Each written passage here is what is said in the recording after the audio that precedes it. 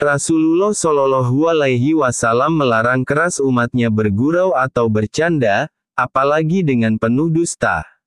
Demi terhindar dari perbuatan dusta, para wali-wali Allah rela tidak tertawa selama bertahun-tahun.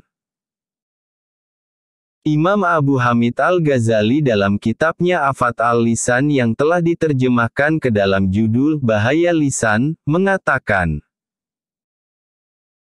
Syekh Yusuf Ibnu Asbat berkata, bahwa Al-Hasan pernah tidak tertawa selama 30 tahun. Sedangkan Atta Ibnu As-Sulami pernah menjalani hidup tidak tertawa selama 40 tahun.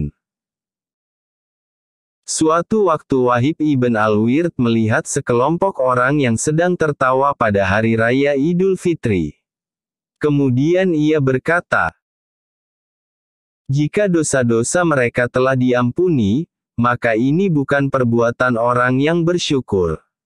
Sedangkan jika dosa mereka belum diampuni, maka ini bukan perbuatan orang yang takut. Ibnu Abbas berkata, barang siapa melakukan perbuatan dosa dengan tertawa, niscaya ia masuk neraka dengan menangis.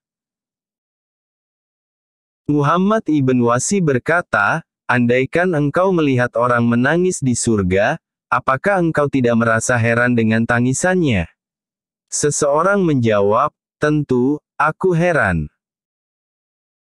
Muhammad bin Wasi lantas berkata lagi, lebih mengherankan lagi adalah orang yang tertawa di dunia, sedang ia tidak tahu, kemana ia akan kembali.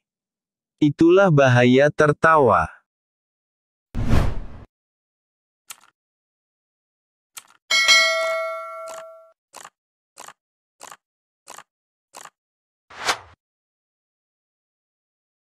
Tertawa yang tercela adalah tertawa yang berlebihan. Sedangkan yang terpuji adalah cukup tersenyum yang menampakkan putihnya gigi, tetapi tidak sampai terdengar suaranya. Demikianlah yang dilakukan oleh Rasulullah Shallallahu Alaihi Wasallam bila tertawa, kata Abu Hamid Al-Ghazali.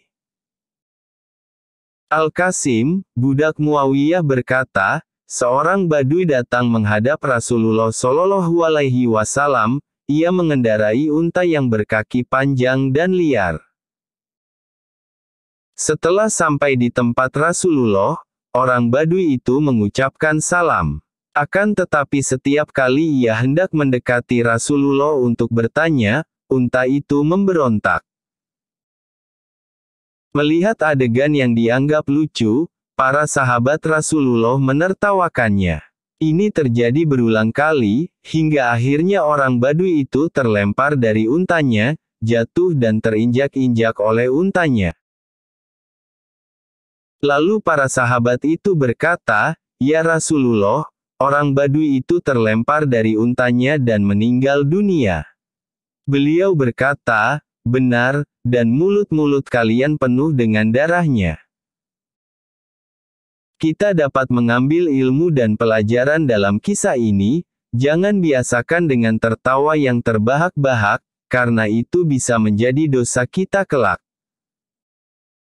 Terima kasih telah mendengarkan. Mohon maaf jika ada kekurangan. Wassalamualaikum warahmatullahi wabarakatuh.